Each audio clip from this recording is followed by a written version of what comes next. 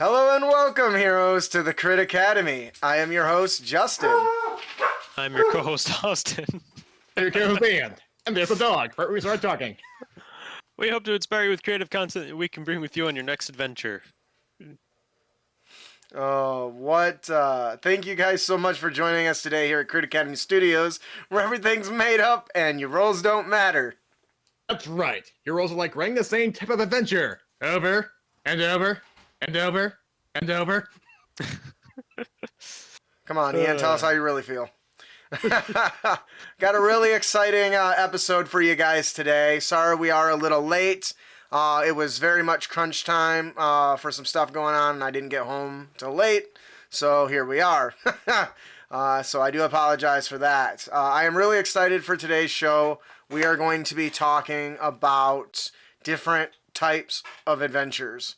And this is really great because it should hopefully open your eyes up as a content creator or a DM of some different directions you can take your adventures and stories.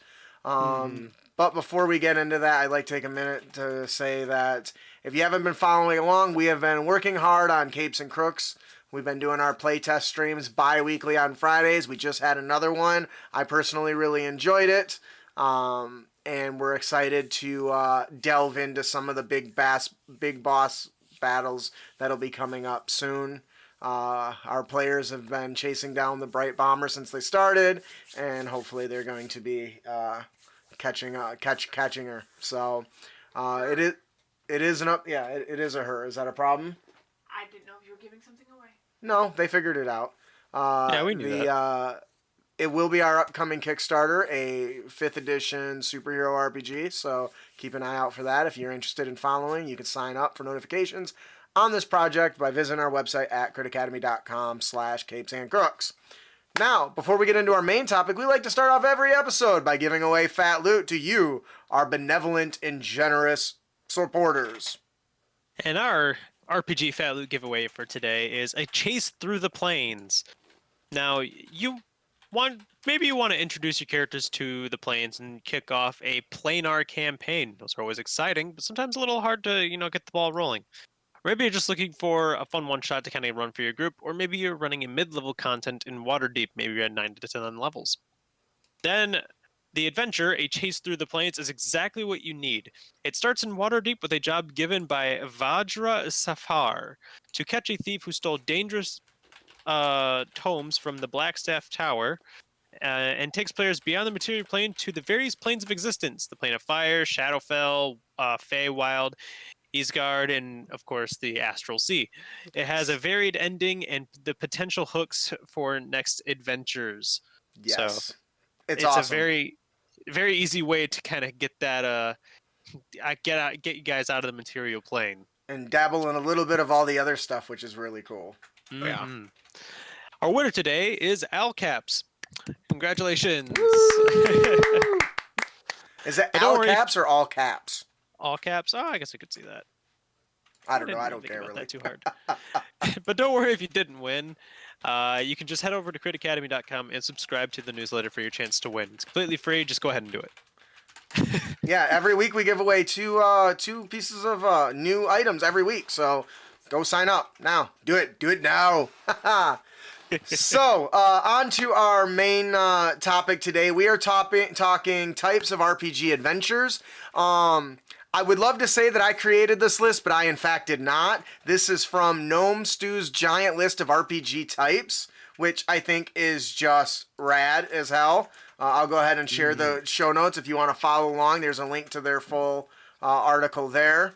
So let's be honest, when it comes to building adventure types, it's easy to get caught up in either our favorite type or just something we've got comfortable with. For sure. Whether this is just like a dungeon crawl or maybe you always do mysteries or what have you. But we wanted to give you some more detail on the different types of, adventures that can fit within the sum of a bigger adventure, right? And they had a really good list of these. So I see we So the first one that they had on the list that I really liked is called Assault. This adventure type features storming castles, wiping out or running off hostile groups, tracking down space pirates, and any other scenario where the focus is the PC taking the fight to someone else hard. I really think this is probably one of the more common adventure types. Go kill this, go classic. hunt that. Yeah, Yeah. It's super common. I think that it has its place, and I think it can be a lot of fun. But kill quests is I'm an MMO nerd, so kill quests kind of can get redundant because they're so straightforward and not complex. So that can mean some of your group getting kind of bored of it. Do you guys have any thoughts on the Assault type RPG adventure style? I remember when one game session I had accidentally became that. It also turned out that I read the adventure wrong and the players were under leveled, so it took 3 assaults. Nice. They did pull it off. Nice. That's okay. You turned it around. Yeah. And the first time they managed to break their way in there by one player cast the illusion spell to create a Trojan rabbit. A what? I'm sorry. A Trojan rabbit? What did I you guess fit so. inside there? A stick of dynamite? Nope, just the players who are hiding behind bushes, Okay. So they What like about hit you? a rabbit and they open pulling the off door. multiple accidental Monty Python references in one go. Okay. What about you, Austin? I'm always down for a good like castle raid, but not like defending a castle, but like attacking the castle. So Yeah. I'm always down for something like that. And the assault isn't just like it doesn't have to be just a castle. It can be like a lair of like thieves, a thieves' den or something like that too, which is really cool. Or maybe you rush into a forest and attack some goblins that are fortified there or whatever. So I definitely feel like it has its place when say your group is like working with like the knights of whatever town you're a part of, and you guys are kind of like coalitioning. I kind Yeah. of see that having a very good place to kind of build that world and the role play advantage of it. So I like don't know. that. I could see it. It's pretty good. Yeah. Ian, do you want to pick up that next one? Our next one is the chase. Someone or something in their possession needs to be found or caught. The PCs are in pursuit. Fortunately, the PCs can be the pursued, not the pursuers. Escapes, thrilling car chases, redlined starship engines, false trails, and ambushes are the hallmarks of the chase adventure. Yeah, this is one of my favorites. One thing I think that 4th edition got done really well was chases through the use of skill challenges, and for me, those are exciting because they're so dynamic, and you can easily change the situation in a chase with a low roll of the dice or something like that. So for instance, a common one is the character's chasing a thief through a town square, right? And the guy, that's doing the dexterity of climbing, across running across some clotheslines, rolls really poorly. Well, that person that started off by taking the rooftops now falls to the ground, now has new challenges because they failed poorly, which changes it for each individual player, which I think is really cool.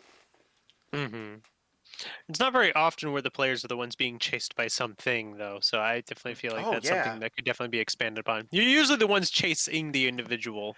It's funny you say that because I was just writing a delve earlier today where if the players get lost in the forest, the adventures for 3rd level, one of the dice rolls is a Tyrannosaurus engaging and gorging on adventurer corpses, and that would totally be one of those shit, it's chasing us, run moments. Right. So, Pretty very good. cool. Go ahead. So I'll take the next one here. Comedy adventures can be a refreshing break, excuse me, from more serious fare, like featuring elements like botched capers, slapstick, embarrassing situations, those fish out of water like scenarios. Which I feel like a lot of adventures tend to start off this way, where they Yes. kind of just seem kind of comical and everyone's kind of getting their feet wet. So I feel like this is also one of those that just kind of come up a lot. Or for Yeah. instance, like the one shot we did together with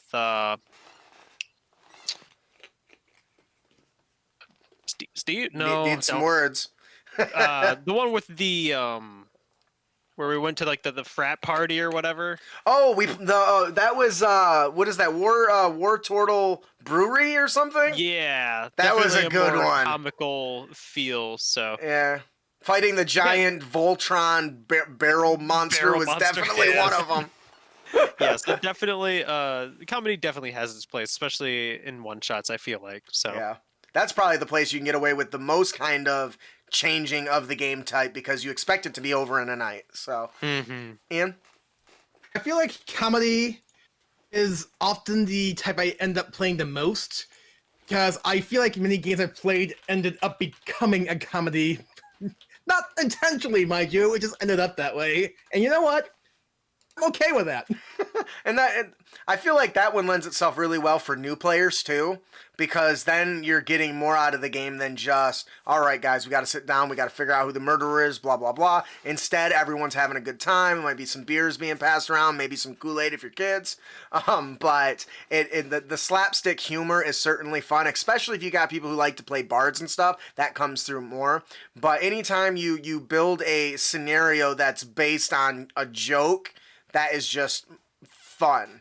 It's a lot of fun. Is less involved, so it's Yes. a lot more accessible for newer players. And that's actually the a perfect you hit it on the nose, because when everyone's just joking around, it's like friends joking around at the table. There's not some sort of seriousness to it. Yeah. So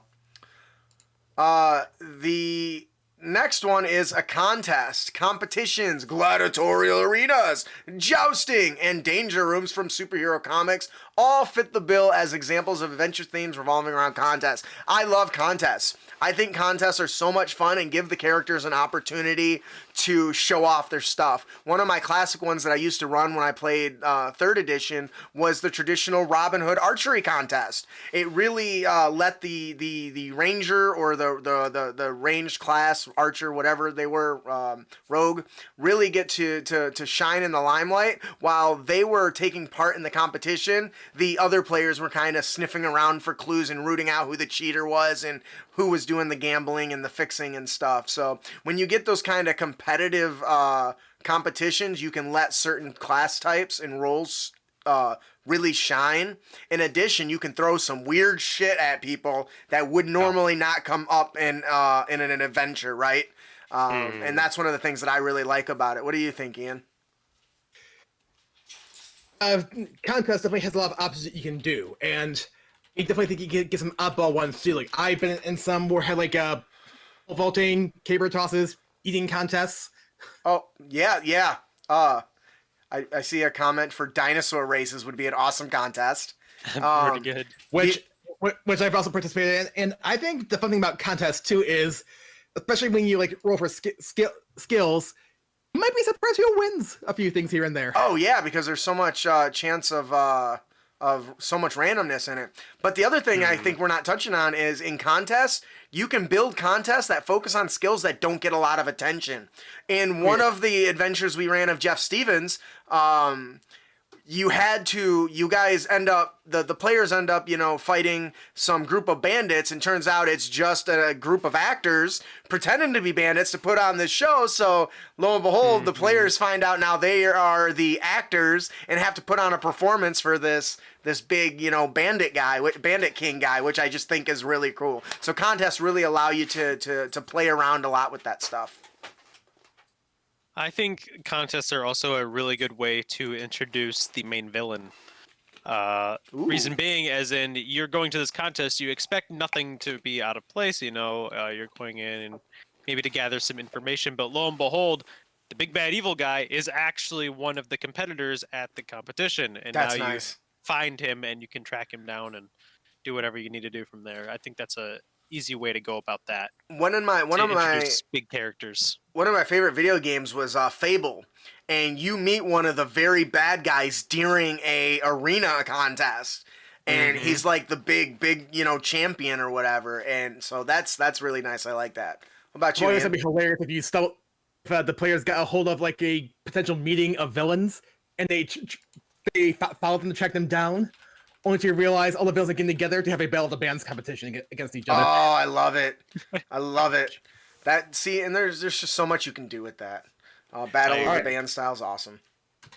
All right, and our next adventure type, delivery. Delivery adventure involves getting an inanimate package from point A to point B and features complications en route, such as, ambushes, hazards, weather, and other obstacles. It can make the journey a challenging one. I like this. I think delivery is something that gets overlooked a little often because there's more than just going from point A to point B. If the package is precious, it getting damaged in a scuffle. If it's valuable, getting stolen along the way. If it's small, getting lost or misplaced. I mean, there's so much that can arise from that. It just is a great adventure style overall. Once again, one that I don't see very often. I I'm remember gonna one even add. adventure that actually kind of mentioned, talked with Austin about earlier, that I won't get into too many details, but short version, the package that we were told to deliver ended up being a bomb. Oh, So, jeez. Yeah. Yeah. I was actually going to add on top of that, the package could even be, because it's supposed to be inanimate, who's to say that isn't just a person in a tube? And the players don't know that. They just say it's a box. And now suddenly this delivery suddenly has some moral ambiguity attached to Oh, it, because yeah. you might, if you knew this was a person, you would think to save them, but is it really your place to, when there are powers much higher than yours at the moment controlling this? And that's kind of where it goes to. You know what this kind of reminds me of a little bit? Did you ever see the show with Will Smith, Enemy of the State? Did not. Oh, dude, it's crazy. So his buddy slips runs into his buddy just by chance while shopping for lingerie for his wife. And his buddy sticks this thing into his bag, and it turns out it has video footage of an assassination. And the guy's being chased by people and has no idea why. Finally, he figures out he's got to get this to the public, or he has to get this to somebody that can share it, or somebody with power, but then he's also dealing with the people chasing him. So that's kind of a chase meets delivery, I think, which is kind of cool. That's kind of cool. I do like that a lot. I do think we did an escort encounter in one of the UTT books where the person they were escorting was a wild magic sorcerer who couldn't control their magic. So during battles, when they got antsy or something happened, their power just let loose and created you would roll on the wild magic table and just get all these random effects. So a lot of stuff like that can make it very dynamic. For sure. Escorting is also one below there, but we'll just skip over that. That's fine. But for the next one is diplomacy. Now, in a diplomatic adventure, the PCs might be envoys, mediators, or emissaries of peace.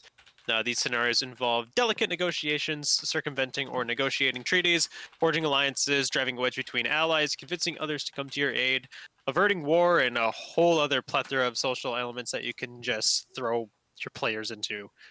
This one is probably the one I see the least, because it's hard to build an interesting campaign off political intrigue alone.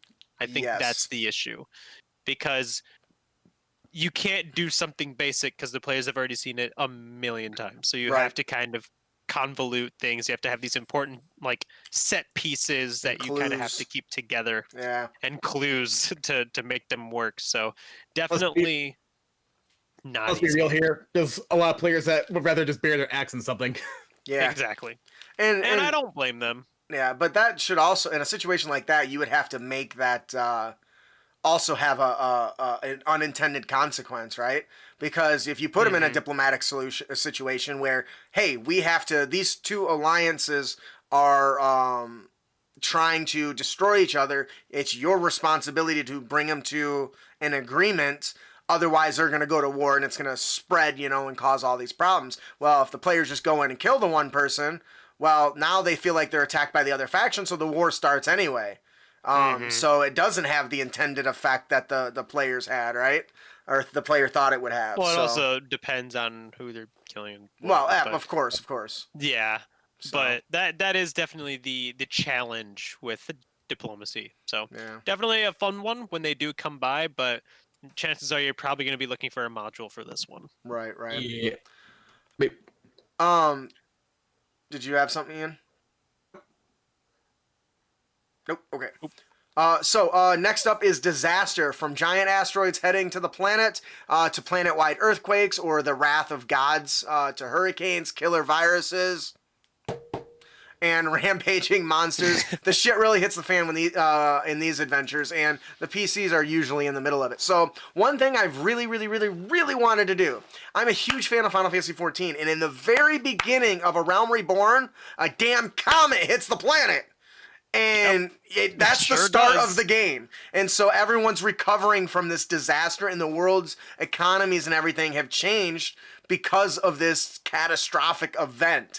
I love the idea of having the players take an adventure and then this not even being tied to the adventure. They're level 1, they're going to kill some goblins, and they see a streaking star in the sky and a massive explosion and everything gets rocked. That just sounds like an amazing opening. Or maybe you started off as that and then it becomes post-apocalyptic world and the players are like, what the hell just happened?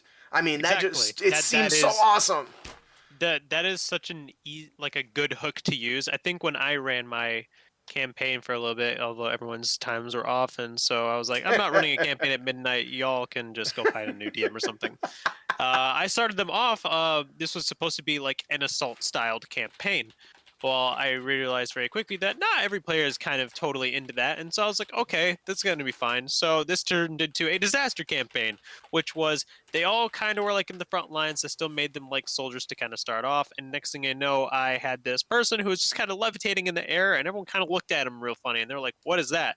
And I said, and everything smashes to black immediately for all 4 of you. And they're like, what just happened?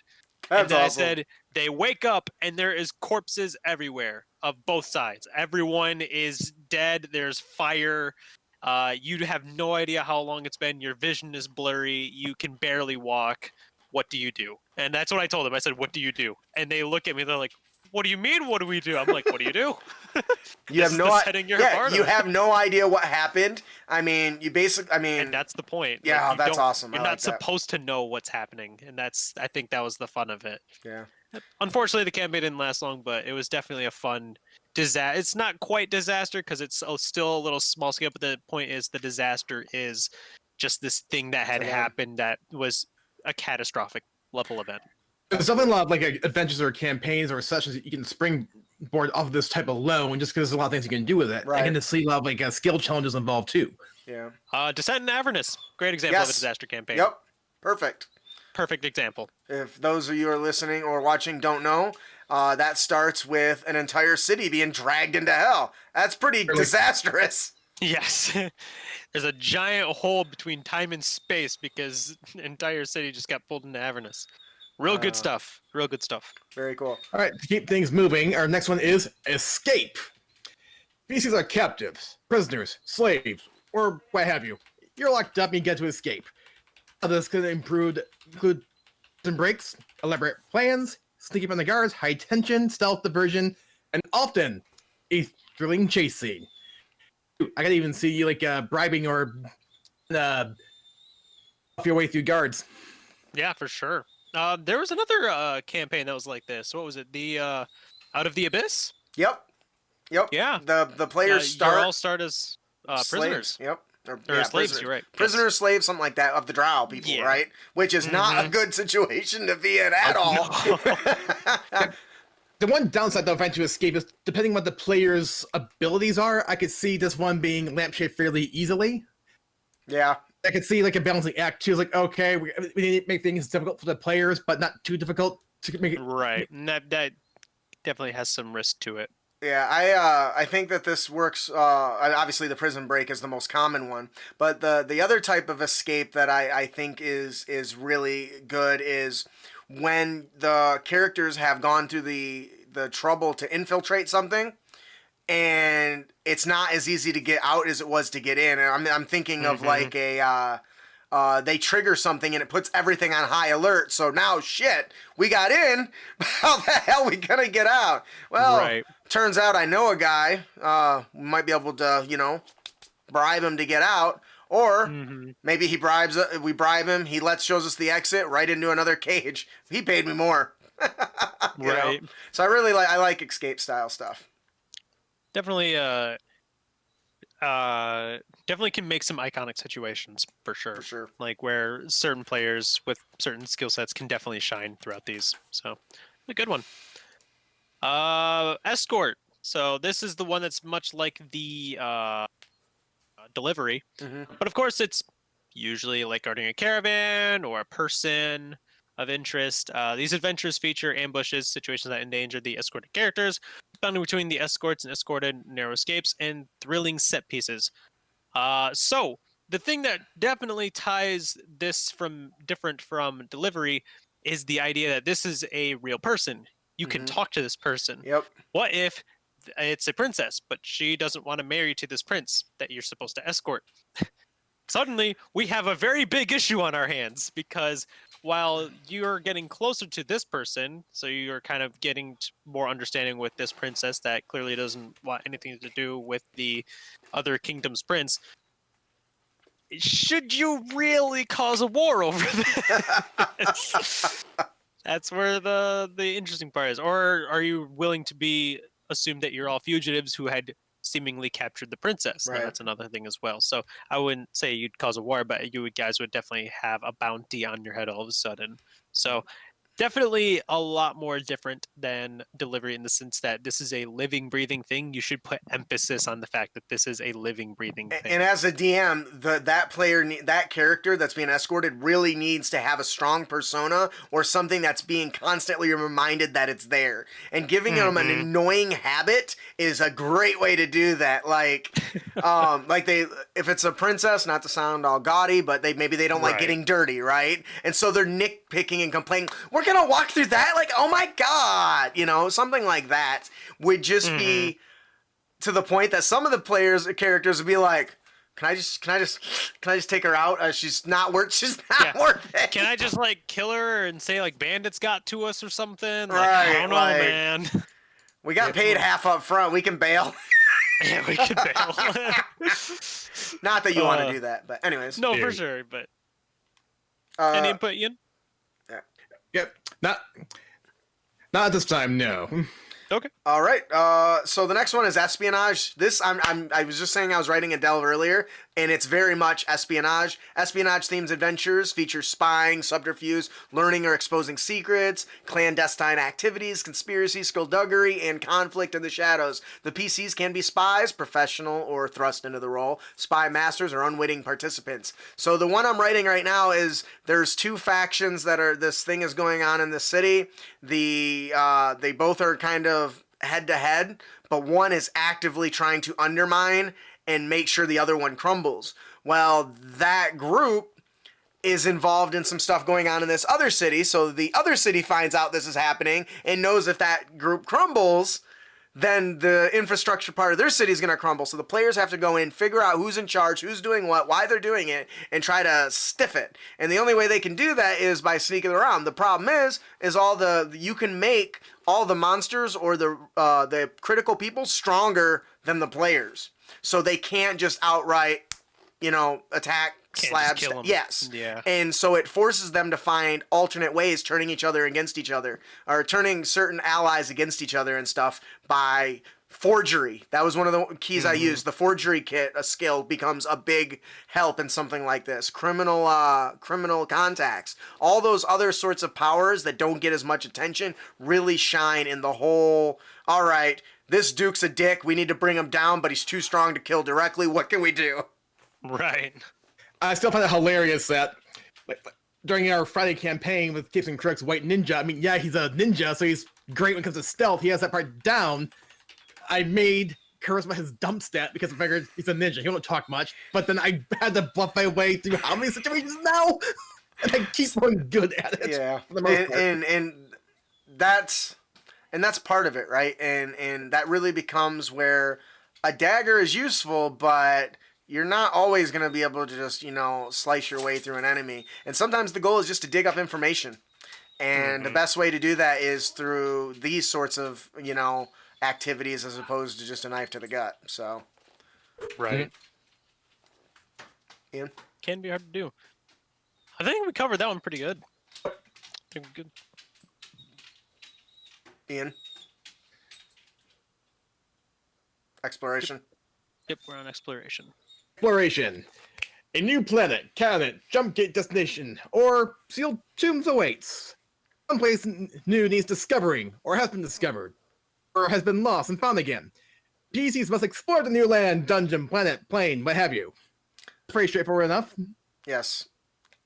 I like exploration in D&D when it involves places that they don't know about. Like, you know, I find exploration inside of a city like Waterdeep, it's hard to I don't know the word I want to describe just a generic exploration. It doesn't feel you're in a city. There's nothing that doesn't seem explorative, though you can use a city. In something like this, I think it's a great opportunity to reveal things they haven't run into, not just like from monster standpoint, but new like habitats that they haven't dealt with.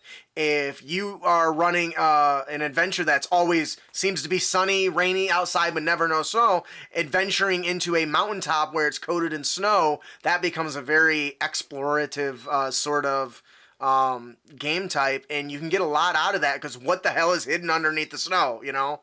And Right. it rewards the players that think, well, I'm going to throw a fireball at that mountain and see what happens. Oh, I melted it. Oh, there's a building under there. There's a building under, you know what I mean? And I like that sort of stuff, but I found that for me, it's sometimes hard to make it not just a matter of a simple skill check and engaging. Right. I think another good example, again, I'm going to bring it up again, Descent into Avernus. You are exploring a whole different plane, and so you can really kind of grasp like or like compare from like Waterdeep, which has like a certain set of laws and whatnot, and then compare it to like Avernus, which has a very, very, very different set of laws and rules in this plane of existence. So definitely something I recommend for if you're looking for inspiration. I love it. That was really good. That was better. I should have just let you take that. I struggle with exploration sometimes, so. It is hard. I definitely can't do it on DM standpoint. A heist. So heists are fun. Heist scenarios involve around stealing something important or preventing it from being stolen, depending on which side you're on. I've been on both. Both are fun. Yep. They often involve elaborate plans, disguises, breaking and entering, shady characters, and often people getting double-crossed. Right. It's again not really one that's used very often. It's another one of those because usually you're the heroes of the story, so you're not oftentimes going to be heisting something. Particularly when you have, you know, a lot of melee or just very brute force kinds of players where why heist it when I can just take it? Yep. And I think we can also come back too with the fact that A, it has a lot in common with espionage, and B, I do believe this type of adventure, often, as you're kind of touching on yourself, requires a particular set of skills, which the players may or may not have. Yes. And it just it involves preparation on the DM too, which I know is never easy. So definitely not an easy one to do, but it can be fun. I've been on the when I was supposed to be thieving something and when I was supposed to prevent something from being thieved. It was a good time either way. So if you're looking to run this and make this a primary campaign focus, the Mistborn series is a great heist style book that could give you lots of good inspiration for something like this, or watching the Ocean's 11 flick if you need something a little less time consuming. For show leverage. Yes. Right. Need to watch. There's also Six of Crows by Leigh Bardugo, another really great one. That's a good one. It's about 6 people who are all unlikely comrades having to go steal something, and it all goes horribly wrong. I think if you've got a really large group, a heist is a great campaign style. Because honestly, yes. Because they're all gonna have different skill sets, and as the DM, you say, okay, this is what they do best. So now I'm going to build a campaign that requires each of them to do something with that skill, and it's easy to jump from scene to scene if they're in different locations in a heist style game because you don't run into combat as often. Not that you won't, but so very good. Like that one. I think we've actually did exactly half the entries so far, so we're kind of falling behind. Yeah, we are. All right, so there's a bunch of others on here. You can head on over to critacademy.com/episode 217. Yep. Or critacademy.com/post/episode 217, and you can find all of them. How about each of us pick one more that's maybe our favorite, and we'll go through those, and then we'll move on because we are running out of time. This is a big list. It It's is a very big huge list. So the one I want to talk about is morality. I know somebody else has this highlighted, but That's okay. adventures about morality have a message and they communicate a broader truth like all people are created equal or revenge is a never-ending cycle of violence. It's easy to be too heavy-handed with scenarios like this, and they don't also fit in many games, but when they work, they can have an emotional impact. I love morality. Anybody that's been in my games, you guys are learning this in Capes and Crooks now, aren't you? And last Friday, you learned that this girl trapped in this medical tube is locked in here, might be related to the person, or might even be related or the daughter or whatever you guys came up with to the Bright Bomber that you're chasing. So that connection, that's for sure. that starts to pull in a way of, well, is that important? And if it is her daughter, and you guys just take out the Bright Bomber, Right. what kind of you're gonna know that, oh, I just took this child's mother, or something like Right. that, or maybe the mother put her in the tube, or maybe it's not her child at all, and she just goes visit it maybe. But when it comes to It morality, occurred to me that maybe the person's in the tube for a reason. In the sense of they're too dangerous. We need to keep them on ice. yeah, that could also be a thing. See, and that's what I'm talking about. Like when it comes to morality, though, if you're put into a situation where, one of my favorite ones, I think we talked about this on the show briefly, is a local village is locking down their doors and walls and preventing the elves from coming in because the elves' forest burned down, and they've got nowhere to go. There's no forest. It's gone, and so that creates a moral quandary for the team. They have to decide. One side, half of the group wants to let all the elves in, and even though they're tight on food, to share what they got. And you got another group that's just like, no, not our fault their damn forest burned down. Tell them to find another forest. That creates a very moral quandary. And Especially when the town doesn't have the resources to take in the refugees. yes, because then you can see both sides of it. It's not just a hate issue. It's, look, we can't afford to barely feed ourselves. How are we going to feed them, And so I think that's one of the important things of any morality style adventure, because I do think it is very, very important that you set it up where you can see both sides of the argument. yeah. Yes. You have to make the players see that the world is not black and white. It is just a lot of shades of gray. I think a lot of people forget that in general too. Yeah. Yes, but in your tables you have to, which it's very easy to be like, this guy's evil because he do bad thing. Well, okay, but now you have to, if you want to create a morality game, why did he do that bad thing? Right. And you have to kind of just nudge. There's probably a good reason why he did it. Now, he did the bad thing, so is it still wrong? And Well, there you go. And that's always part of it, right? Right. So, Ian, did you have one that really jumped out at you? Yeah, there's one, and it actually ties into several actually, but there's the Resistance, which is Yes.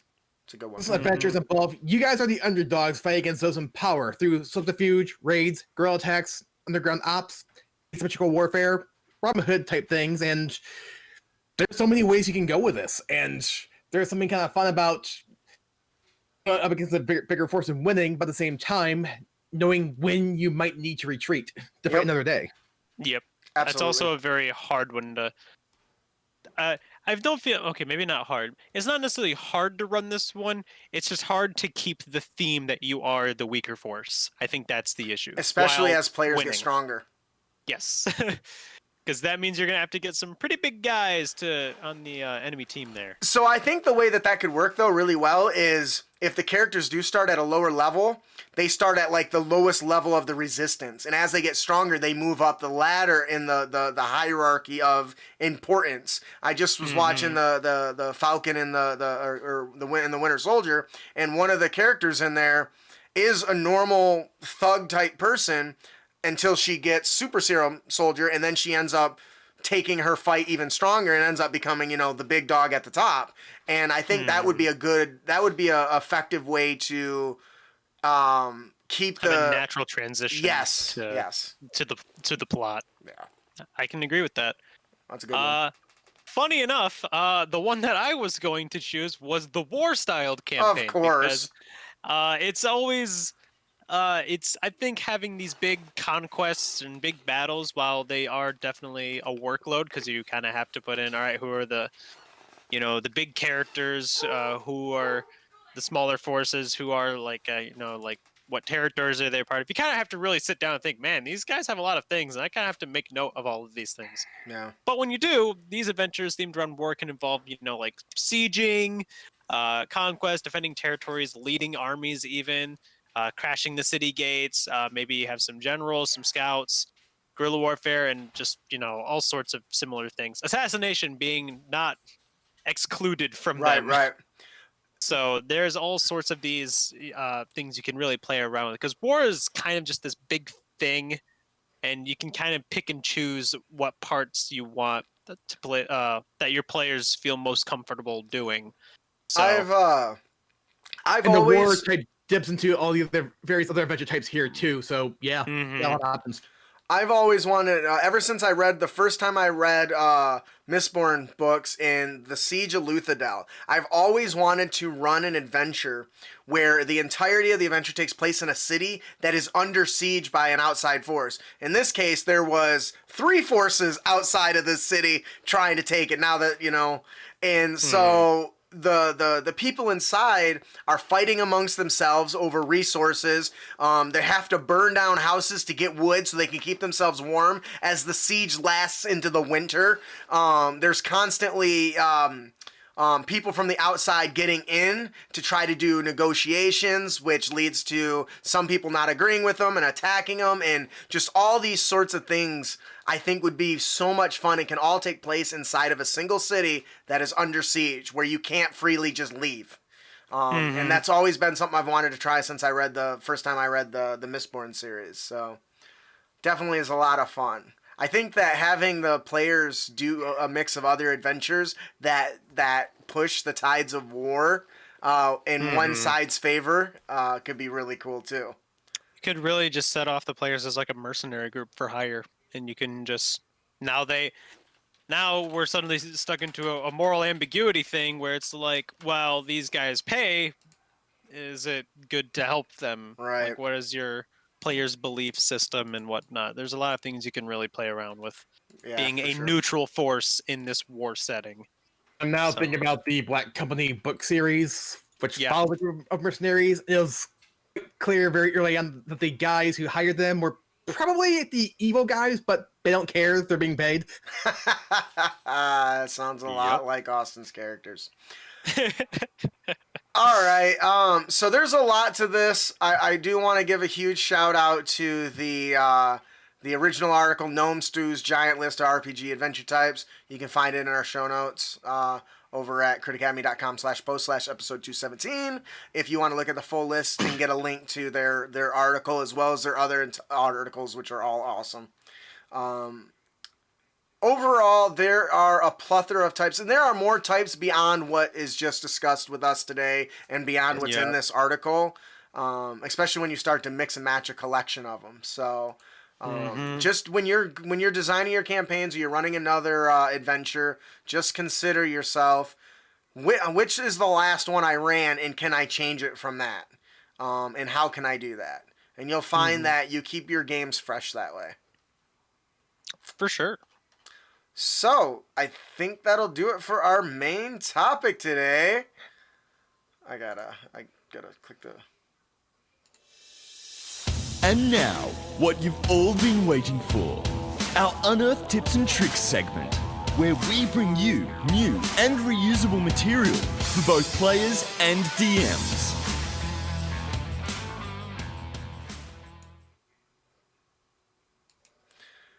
All right, on to our Unearthed Tips and Tricks. Ian, would you like to tell us about our character concept today? Hey, our character concept comes actually from the 4th edition Dark Sun campaign setting book, Arms Troubadour. A world of fantasy. Nobles surround themselves with retainers. Many of these kept retainers are just simple entertainment, decoration, but some are more than entertaining companions. They are skilled duelists and treasured advisors. The warriors, never more than a few steps from their patron's side. In addition to beautifying the noble household with poetry and song, chivalry of this sort often serve as arms instructors and elite bodyguards. They're typically well-educated, literate, skilled in an instrument or two, renowned poets, and equipped with charm and refinement. Yeah, well, that rules me out. And some begin as minor nobility, attending wealthier and more important nobles. Others are descended from well-off merchants or commoners who set out to master the courtier's skills and seek noble patronage. As an armed troubadour, you might have a patron whose interests you look after during your adventures, or you could come between patrons. So, given your renown and skill, your services might be highly sought after. Careful where you click, they kind of blacked out some text I was trying to read, so. Very cool. Yeah, this is a kind of a little more to take in than our normal character concept, but that's because it is from a D&D 4E campaign setting. Very detailed. Yeah, I definitely, like, if I were to play this as a character, I feel like you would have to play as, like, a bard with a noble background. There's so little wiggle room with I mean, it's a great concept, but I think the idea is it's not supposed to be malleable. It's supposed to be like you are this elite, just kind of person. I would say you don't have to necessarily be a bard. I can totally see any Creek character who takes the entertainer background. Okay. Because it gives you the details. Because while the noble background gives you noble benefits, you can be a noble and still be an entertainer and only get the entertainer background details. Or if you just pick up a feat that gives you, or a feat or a class or something that gives you an instrument, you can also do some of this stuff. So while I do agree that the bard probably fits this the most as far as the 5e mechanics, I don't think it's really limited to that, because anybody can decide they want to, learn an instrument and pick it as one of their tools, right? The bard just gets like 5 of them. Even then, as we kind of touched on, I don't think you necessarily need to be an entertainer for this concept, just because, as we kind of mentioned too while reading through this, you have some skills that somebody might want, and there's lots of skills that could be. I guess they do say, like, oh, sorry, go ahead. The other bet for this character concept too is, let's be real here. Here's like being the center of attention, and I think that plays into that, this character concept. Mm-hmm. Yeah, I agree. I feel like you can even just, you don't even need like an instrument, because it says you can just be like well-educated, literate, renowned poet, all sorts of stuff. So definitely not just limited to bard, I guess. But I can see where it does give the illusion that you're kind of shoehorning the character into that. But when I first thought of it, I was like, yeah, bard, but I think a fighter would be just as fun. I was thinking a fighter as well, as like a second one. So there you go. All right, that'll do it for our encounter of the podcast. Not even that was the character concept. I'm sorry, that'll do it for our character concept of the podcast. Our monster variant today is our Reborn Lich.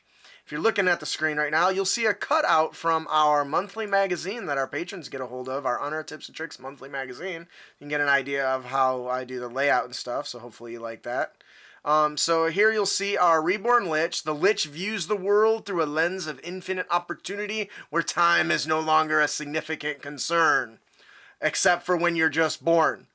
And one thing I always want to do is you want to include your monsters and get your players to fight some of the iconic monsters, but they don't always hit those high levels to do so. A Lich being very strong is one of them. So how about a Lich that was just born? They just finished their transformation, and because of that, there's still some kind of effects that come with that. So you're going to start with the Archmage feature. You're going to lose the spell list. It's going to become an undead. It's not going to have any mage armor, so it's going to lose 2 AC. It's going to have no stone skin, so it's going to lose resistance to mundane weapons. So Justin, why are you getting rid of all of its defenses? So I can give it more damage. Fair enough. So aside from this really dope-ass spell list that includes things like Magic Missile, Shield, Thunderwave, Acid Arrow, Animate the Dead, Cloud Kill, Disintegrate, Globe of Invulnerability, hell yeah, and Power Word Kill, we gave it some really cool features as well. So we're going to give it a legendary resistance once per day. There is always a catch, of course. We're going to give a legendary resistance once a day, which means it can basically succeed on any saving throw that it fails, just like that. Because our Lich just came out of his necrotic aura, or just came out of his transformation, that ritual energy is still running through him. So we're going to give him necrotic aura at the start of each of the Lich's turns, or the Reborn Lich's turns. Each creature within 5 feet takes 2d6 necrotic damage. And if they hit with a hit or touch it, also takes 2d6 necrotic damage. So this energy is still suffusing his body, and is going to cause problems. Now, he's going to have rejuvenation, right? He's got a phylactery. His body reforms 1d10 days later and reappears 5 feet away where of his phylactery, making him damn near immortal. We're going to give him paralyzing touch. Every time he touches, he makes a melee spell attack for a +9 3d6 cold damage and 15 DC Constitution save or be paralyzed. Oh shit! Keep your distance. We're also going to give it legendary action, Frightening Gaze. The Lich fixes its gaze on a creature you can see within 10 feet, and the target must succeed a DC 17 Wiz save, or become frightened for 1 minute. Oh man, y'all are boned. So I really enjoy trying to bring these iconic monsters to a little bit lower level. So I thought, because usually a Lich is something that's been around for generations, right, and has learned all this stuff. Well, maybe he hasn't yet. So I give it. You can see a couple of little details in the graph there, or the cutout PDF of the lore and stuff. A lot of those is pretty fun. I do see a typo I'll have to fix later, but no big deal. What do you guys think about this? I've never fought a Lich, and I've always wanted to, so this is a great way to do it. Definitely do think it's a good idea to create scaled down versions of bigger baddies, just so players can encounter them more often. And as you pointed out, not every campaign gets to very high levels. Right. Yeah. Yeah, absolutely. I love that. Pretty much artwork. sign like an unnamed contract by the time you hit level 15, where the world must end every week. So. I love it. All right, I think that'll do it for our monster variant, the Reborn Lich. Pretty good. I like that one a lot. Our encounter of the podcast, though, is the Pirate Raid. Arr. Me. Yeah, arr. While the characters are traveling by ship, sky, or sea, they are confronted by a 30-person crew of dastardly pirates. Surprisingly, use the noble one. Noble stat block. Thank you. Yeah. The pirate captain, which is a bandit captain, and his crew wear tunic all with silver teeth and crossbones. A character with a successful DC 15 history check, or with the sailor background, recognizes the symbol of Theron's silver-toothed Dryden, a well-known pirate in this area, while he and his crew have been known to kill any who would cause trouble. Most of the time, they are just businessmen. They make an offer, surrender the ship's cargo, and leave peacefully with their booty. If the characters and the crew comply with Silvertooth's demands, the pirates transfer the cargo and flee with their booty. As the GM, it is up to you whether to decide what the cargo is. You can keep it simple, like art, gold, other valuables, or you can maybe get creative, like maybe slaves or a dangerous and highly addictive opioid. Oh boy, drugs, everybody. Always fun. Yeah. Don't get addicted. Hugs, not drugs. Exactly. The characters may attempt to outrun the pirates. If they do, 25% of the crew dies in the escape. Use the below layer actions until the character's vessel is out of range. The pirate ship travels at 3 miles per hour. If the characters choose to fight, you will have a mass combat situation. In order to bring this massive brawl to life, we encourage you to focus on waves of smaller groups with the characters in battle. Treat the chaotic battle around the characters as the following layer action. On initiative count 20, losing initiative ties, because that's all layer actions do. Cannonballs burst around the vessel, tossing it back and forth within 300 feet of the pirate's vessel. Any creature on the vessel must succeed on a DC 13 strength saving throw, or be pushed up to 20 feet into the water and knocked prone. The pirates and characters with the sailor background have advantage on this saving throw because, obviously, they've been through this before. This is not an issue. An overwhelming surge of seawater sprays in a 20-foot radius sphere centered on a point on the pirates choose within 300 feet of the pirate's vessel. Each creature in the spray must succeed on a DC 13 Constitution saving throw or be blinded for 1 minute. All that salty water in your eyes sucks. You can repeat the saving throw on each of the turns, ending itself on a success. The pirates and the characters with the sailor background, of course, have an advantage on the saving throw because, again, they've been through this before. A barrage of arrows or bullets riddle the target's vessel within 300 feet of the pirate's vessel. Any creature on the vessel that doesn't have full cover must succeed on a DC 13 dex save, or take 2d6 piercing damage or half as much on a successful save. A creature with a partial cover has advantage on the saving throw. Unfortunately, you pirates and sailors do not have advantage on this one because arrows are still arrows and bullets are still bullets. Yeah. Just because you know they're coming doesn't mean you can outrun them. I swear I'm Sure, not Monk. intentionally making those longer. I just can't help it. What do you guys think? I love the fact of just chaos on a pirate battle because that really is what it is. It really is just this chaotic situation where everything's just hitting the fan. You just have to do what you can. Yeah, and that's kind of the hope. It's pretty good. I think it's important that when you get situations like this, the sailor background coming into play, think of other ways as the DM to grant benefits for somebody who's chosen the sailor background during this. Mm-hmm. I think it's actually a good idea to somehow build backgrounds into various challenges like this in general, too. So, always nice to see. I agree. Our next thing is the magic item. And we have the Bolt Flower, which is a wondrous reagent and uncommon. This blue and purple flower can only be found atop mountains near the area where a bolt of lightning strikes the ground. You cast a spell of first level or higher that deals lightning damage, and add the Bolt Flower to the material components of a spell. If you do, targets that take damage from the lightning must succeed a DC 15 con saving throw or be stunned until the start of your next turn. Oh. Dun dun dun. Oh my. What do you guys think? That's I like it. cool. I like that a lot. I mean, you don't really see lightning-based spells too much. And I feel like this is a way to kind of give them some love. Yeah, Because you kind of just see fireball. yeah, I really like this one because I wanted another consumable, but I didn't want it to be just a regular item. So by giving an item that can be readily available, but only works and is expended when the player uses it, when casting a certain type of spell, making it that more situational, gives a reason to track certain material components, right? Most of the time they don't track that, but if I'm giving you magical components that enhance your spell, oh, you bet your ass they're going to track that. And I do think this is something that I would like to see done more often, too. I know you are working on supplements to do that, but I think it's a nice thing to add. And that also reminded me, too, about how there is not much lightning spells in the game, even though there should be. And that was very obvious very quickly when I played the Storm Sorcerer, which gets bonuses for using lightning spells. Only for me to go, hey, there's not that many lightning spells. Oh, that's funny. So, yeah, I think it's a simple magic item that's a consumable that only is used when a specific spell is used. So that makes it very, very situational. Because not every spellcaster is going to have lightning spells.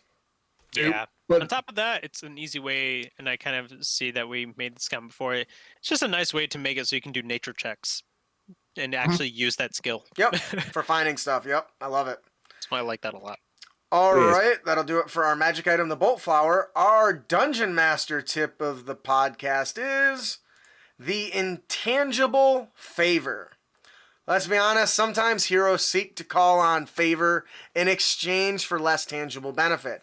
An introduction to a renowned master, access to a restricted area in the middle of the night, or being assigned a weak first opponent in a series of gladiatorial events, for example, count as intangible benefits. Favors of this sort are not easy to assign monetary values to, but sometimes a good approximation is possible. For example, a party seeking answers to certain questions might be required to produce the value of its favor reward by 300 gold pieces, the component cost of the legend lore spell, which does something very similar. If no suitable approximation itself is present, just deduct 20% of the party's overall favor reward for the request and consider it as a minor request, or half of it for a major request. So intangible rewards are something that really has to come from the players in most cases. But Yeah. as a DM, you have to make them know that that's okay. If you say, "Hey, I'm willing to offer you 1,000 gold pieces," and then Thorg walks up and says, "Hey, how about eat for free for 1 year at the restaurant?" That the player has to bring that, but then the DM has to be willing to accept that.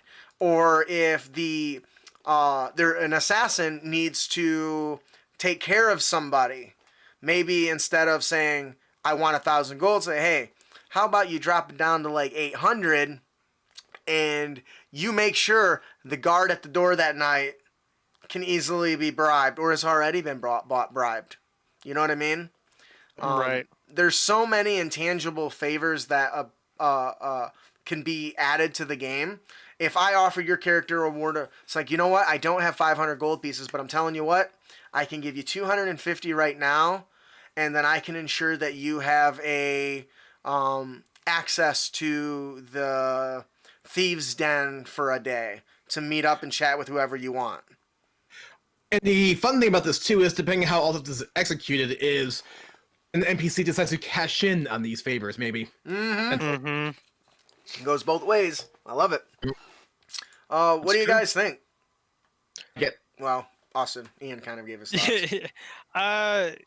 Getting asking for favors is like, I feel like in practice it's a lot easier than trying to like explain it, because like you kind of can equate with some common sense to be like, yeah, I mean, this kind of makes sense. It takes about this much time and effort to get this. That probably equates to like so and so amount of gold. Right. I can definitely see where that can like, it should probably be used a little bit more often, because there is a point in the game where kind of gold becomes irrelevant, and it's just, unless you're using like modules that are like, building keeps or strongholds or that kind of thing.